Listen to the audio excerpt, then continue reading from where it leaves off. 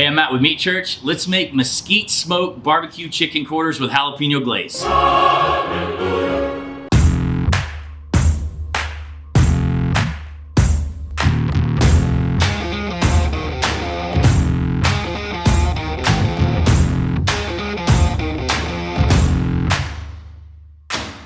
Well, we're back here in the outdoor kitchen. Good news is it's dropped below 100 degrees. And we're gonna make something today that is extremely inexpensive and very delicious. I can't believe I've not done this to this point. This is just gonna be old school barbecue chicken.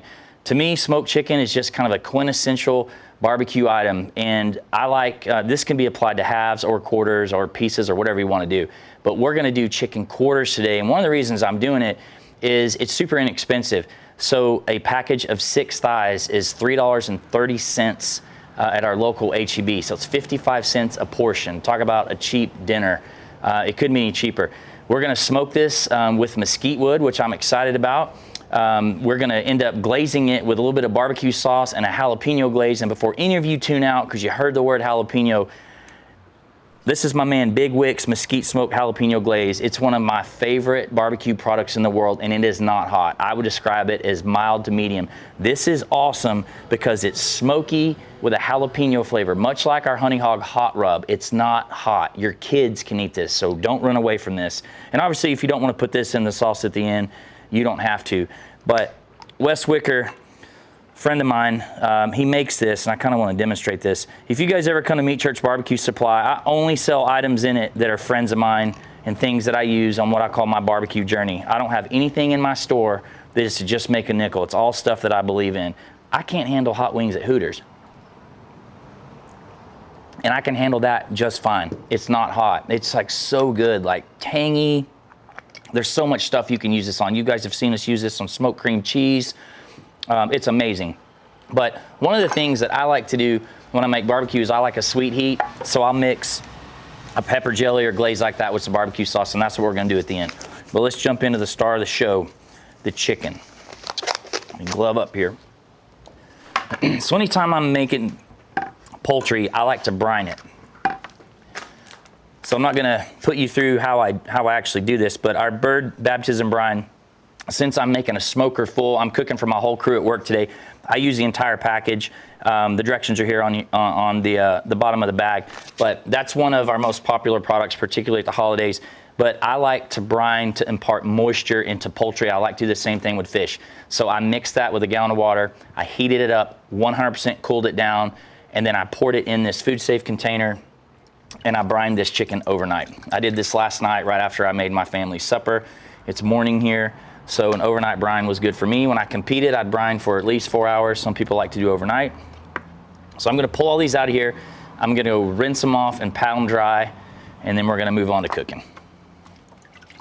All right, let's prepare the chicken. A little tip for you, I don't just season the outside. No matter how I'm doing chickens, halves, quarters, pieces, I'm gonna reach my hand underneath the skin and separate it real carefully so as to try not to pop it. I always say you eat with your eyes first. Plus you may be putting this on the gram, but let's just kind of undress this chicken. That way you can season the meat. Because depending on what temperature you choose to cook at, it's really easy for the skin to come off the chicken once you take a bite of it. And let me jump into seasoning. You guys know I love to mess with the glove police, the super smarty pants on YouTube. Here's a little tip that we would always do in competition. We're using the Gospel, my all-purpose. It's a southwestern all-purpose. It has the best color in barbecue.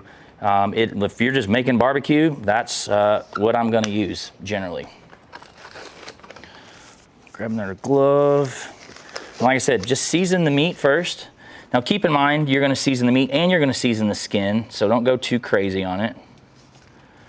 Just kind of pull that back over. Season the underneath side. That way when you're taking a bite, now you're making sure you're getting seasoned meat. Although the skin is the best part. Season up high so it's nice and even. And then what I will do, this is optional, is I'll do what I call pinning it by pulling the chicken skin over and just putting a toothpick in it. Don't forget to take that out. You can pin it in a few places if you want. That way if you cook with high heat, the skin is actually gonna stay on it while you cook the chicken. But I'm gonna prepare the rest of these and then we'll talk about cooking. Since we're using a mesquite smoked glaze, I thought we'll cook with mesquite today. So let me grab a piece of that.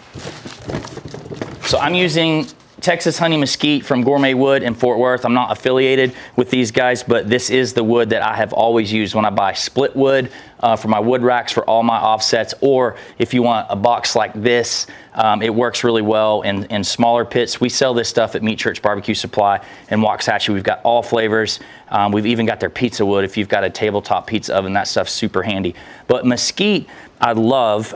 It's a very distinct Texas taste. It burns a little hotter. Again, there's a little taste with it. I always say, you know, if you hunt whitetail deer in Texas, you're no doubt covered up in mesquite, so you probably know this stuff. So a very Texan flavor, which I think will impart a great flavor into the chicken. Wood is an ingredient, whether you're using wood or pellets. With that said, let's jump into how we're gonna cook it. So I'm running my mill scale 94-gallon offset smoker. You can replicate this on any type of cooker you have. You can do it on a pellet grill with mesquite pellets. You can do it on a Kamado. Heck, you could even do this in your oven. It just wouldn't be nearly as fun. I always say food tastes better cooked outside, so get outside and cook this, and it'll be a lot better story, a lot more enjoyable, and no doubt tastes better. These are quarters, which are a leg and a thigh, so you gotta cook them to at least 165. There's a lot more moisture in dark meat, so you could take these even further if you want, but we're gonna head over to the offset, load them up. I'm not gonna do a thing to them.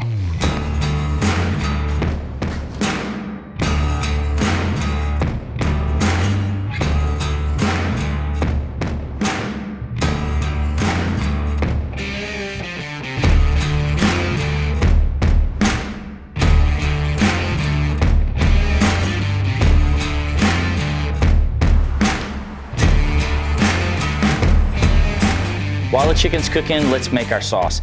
So if you guys have followed me for a long time, you know I love a sweet heat. And traditionally, I've done 2 parts of a barbecue sauce to 1 part pepper jelly. Well, in this particular recipe, since I'm wanting to focus on the jalapeno glaze and those flavors, I'm gonna reverse that. And I'm actually going with 2 parts of Big Wick's mesquite smoked jalapeno glaze to 1 part barbecue sauce. And by the way, I just talked to Wes, and I'll put a link down below, but if you guys buy this from him directly, there's a code Meat Church, and you can get 10% off. So 2 to 1, so usually I go cups, but I know how much is in these bottles. I'm actually going to make more than I normally make because I have a ton of chicken to cook today, and I want some left over in my fridge for other stuff that I'm gonna do. So don't focus on this, but I'm using 2 whole bottles because the barbecue sauce I'm gonna add is, y'all know my favorite barbecue sauce, Meat Mitch Womp Sauce. I'm gonna use about 2/3 of this bottle, or 2 cups basically. Use your favorite barbecue sauce, but this one is amazing. Turn on my induction burner, and I'm just gonna heat this up till the flavors meld together. You don't necessarily have to get to a simmer, but just make sure it comes together. That way when you glaze it on the chicken, it's nice and warm. All right, it's time to sauce these chickens. So I like to sauce at about 155 degrees so that I'm letting the sauce set for 15 minutes or so, but you can kind of do it to your preference. The smaller pieces are at that point, some of the bigger ones aren't, so I'm gonna sauce some now, basically sauce the rest as they need and then pull them off when they're ready.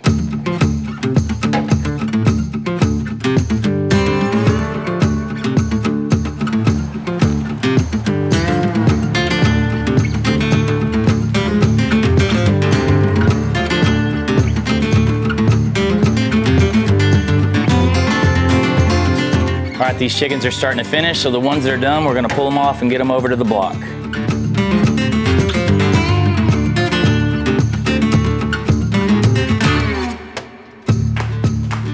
All right, we let them cool off just a little bit. I'm starving, so I don't wanna wait anymore. And I'm gonna tell you up front, this is gonna be messy. I went, again, old school barbecue, where it's really saucy. I purposely did not let it tack up long enough, because I kind of want it running down my face. That's kind of the point when you think old barbecue. I can tell you just from looking at the cross section right there, it's super juicy, so I already know the brine did its job for sure, but let's see how it tastes.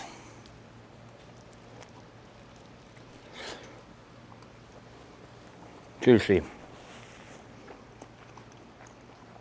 First thing, well, I said juicy, amazing flavor. That speaks barbecue to me, and it's just highlighted by the jalapeno. You've seen, look at that, just dripping juice. I have not grabbed my water. I'm telling you, I don't like super hot stuff, so if you're wondering, this is not what I would consider hot. Kids could eat it, I mean, if your kid likes jalapeno, but the gospel all-purpose, right down the middle of the road, Southwestern barbecue flavor, big wicks, Mesquite smoked jalapeno glaze. Obviously, you saw this chicken dripping from the brine. I mean, this is a winner. And if you take the sauce out of it, 55 cents a person for this serving, which is like super cheap, and you can sauce it however you want. But I can tell you that this recipe is definitely a winner. Something you could do on the cheap, really delicious, cook it during the week for easy weeknight meal, or something you could barbecue on the weekend.